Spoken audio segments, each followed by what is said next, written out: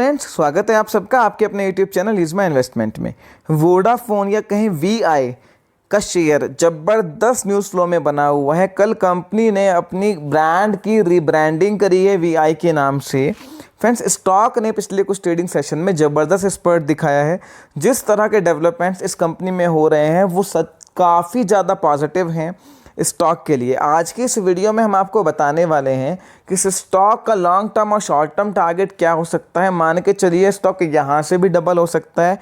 किस तरह की कहानी इस स्टॉक की आने वाले टाइम में बन रही है, और अगर आप इस स्टॉक में नई एंट्री करने की सोच रहे हैं या एग्जिस्टिंग इन्वेस्टर हैं तो आपकी क्या स्ट्रैटेजी होनी चाहिए। जितने भी डेवलपमेंट रिसेंट में हुए हैं, चाहे वो रिब्रांडिंग को लेकर हो, फंड रेजिंग को लेकर हो, नए प्लान की लॉन्च को लेकर हो, उसके बारे में हम डिटेल में बात करेंगे और शेयर पर उसका क्या इम्पैक्ट पड़ेगा उस बारे में बात करेंगे। फ्रेंड्स, यहाँ पे कंपनी ने कल बताया कि उन्होंने अपनी फर्म की रिब्रांडिंग करी है वीआई के नाम से।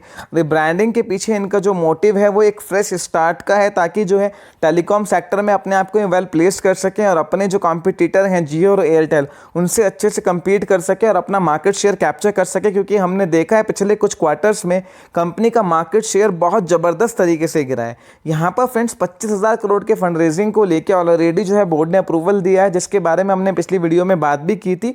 30 सितंबर को इनकी एजीएम है, जहां पर इस बारे में डिटेल में बात होगी किस मोड से कितना फंड जुटाया जाएगा।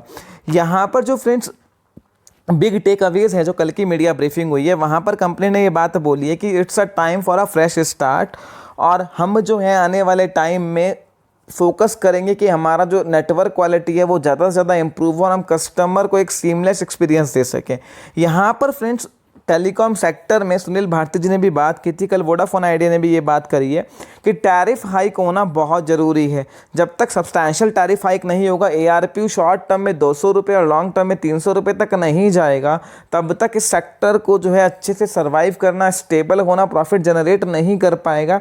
ये बात लगातार एयरटेल भी कहता आ रहा है। तो हो सकता है आने वाले टाइम में हमें पूरे टेलीकॉम सेक्टर में टैरिफ हाइक्स देखने को मिले। यहाँ पर फ्रेंड्स कंपनी जो है आने वाले टाइम में नए प्लान लॉन्च कर सकती है। अपने जो कॉम्पिटिटर हैं उनको कॉम्पीट करने के लिए काफ़ी एग्रेसिव प्लान वोडाफोन आइडिया लेके आ सकती है। इस बात की मार्केट में चर्चा है। देखना होगा आने वाले टाइम में किस तरह के डेवलपमेंट्स यहाँ पर होते हैं।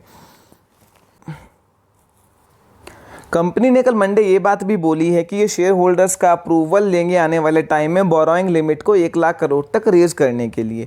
फ्रेंड्स, यहाँ पर अब ये बात आती है कि अगर आप फ्रेशली शेयर में एंट्री करने की सोच रहे हैं तो आपकी क्या स्ट्रैटेजी होनी चाहिए, या आप एग्जिस्टिंग इन्वेस्टर हैं नीचे या ऊपर के रेट पे, तो आपको क्या करना चाहिए, और फर्दर शॉर्ट टर्म या लॉन्ग टर्म में शेयर के टारगेट क्या होंगे। सबसे पहले जिन चीज़ों का आपको बहुत ज़्यादा ध्यान रखना है, सबसे पहली बात यह कि 30 सितंबर को ये अनाउंस करेंगे कि किस मोड से कितना फंड रेज करने वाले हैं।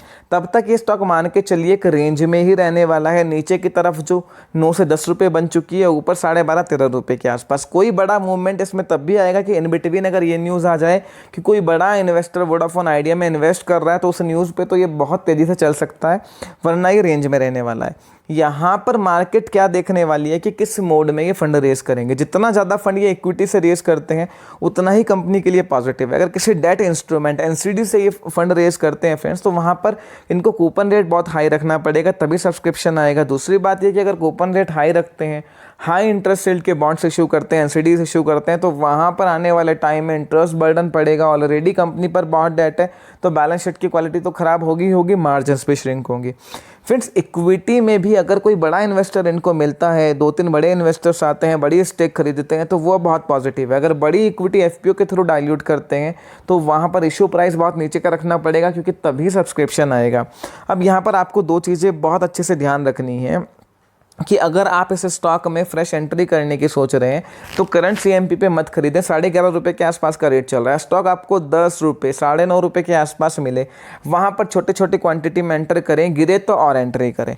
अगर आपने ये स्टॉक ऑलरेडी लिया हुआ है तो आप होल्ड कर सकते हैं। लॉन्ग टर्म का नज़रिया है तो कोई दिक्कत नहीं है, पर एक चीज़ का ध्यान रखिए कि अगर इक्विटी डाइल्यूशन होता है, एफपीओ आता है, तो वो नीचे के रेट पर आएगा तो स्टॉक में करेक्शन जरूर आएगी। उस चीज़ के लिए तैयार रहिए, और अपने आपके पास पैसा भी होना चाहिए कि नीचे के रेट पर आए तो आप सब्सक्राइब कर सके, और अगर ऊपर के रेट पर लिया है तो अपनी एवरेज को नीचे लेके आ सके। इस चीज़ को बिल्कुल ध्यान रखिए। करंट में जो डेवलपमेंट हुए हैं, चाहे वो रिब्रांडिंग को लेकर हो, फंड रेजिंग को लेकर, एजीआर के पेमेंट को लेकर हो, सीएमपी के आसपास आसपास, 12 रुपये के आसपास वो चीज़ें फैक्टर्ड इन हैं। ऑलरेडी स्टॉक 7-8 रुपये से 12 रुपये आ चुका है। अब इस स्टॉक में एक बड़ा मूवमेंट तब आएगा जब फंड रेजिंग अप्रूव होगी, उसमें मार्केट को ये पता लगेगा कि ये फंड रेजिंग किस तरह से कर रहे हैं। पर आप इस बात को समझिए कि लॉन्ग टर्म के लिए ये स्टॉक बहुत बढ़िया है। ये आपको अपने पोर्टफोलियो में 6 महीने से 1 साल के नज़रिए से रखना चाहिए।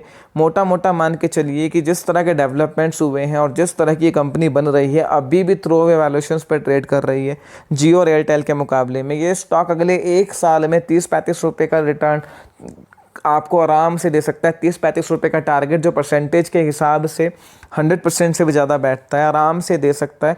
सिर्फ पेशेंस के साथ होल्ड करिए और अपने रिस्क रिवॉर्ड को हमेशा अच्छा रखने के लिए नई एंट्री ऊपर के रेट पे मत करिए। वोडाफोन आइडिया कोई ऐसा शेयर नहीं है जो तुरंत अगले 10-12 ट्रेडिंग सेशन में ही 20 रुपये 30 रुपये हो जाएगा। ये आपको हमेशा 3 महीने से हम बता रहे हैं, आपको एंट्री का मौका भी दिया, एग्जिट का मौका भी दिया। अभी भी 13-13.5 रुपये का लो बना के उससे 2 रुपये नीचे चल रहा है। आपको एंट्री का मौका दे रहा है, आप नीचे जाए, छोटे छोटी क्वांटिटी में एक्यूमुलेट करिए। देखते हैं किस तरह का जो है 30 सितंबर को इनका जो है अप्रूवल आता है, बोर्ड का एजीएम में अनाउंसमेंट आते हैं। पूरी उम्मीद है कि जो है राइट्स इशू या फिर कोई एफपीओ आना चाहिए जहां पर नीचे के रेट पे सब्सक्रिप्शन का मौका मिले, या कोई बड़ा इन्वेस्टर आता है। जिस तरह के डेवलपमेंट हुए हैं वो बहुत पॉजिटिव हैं।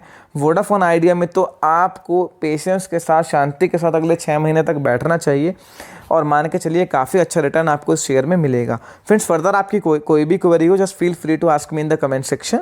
और अगर आपको ये वीडियो पसंद आई है, अपने फ्रेंड्स के साथ लाइक एंड शेयर कीजिए। और मेरा चैनल अगर आपने अब तक सब्सक्राइब नहीं किया, चैनल को सबसे पहले सब्सक्राइब कीजिए। Thank you.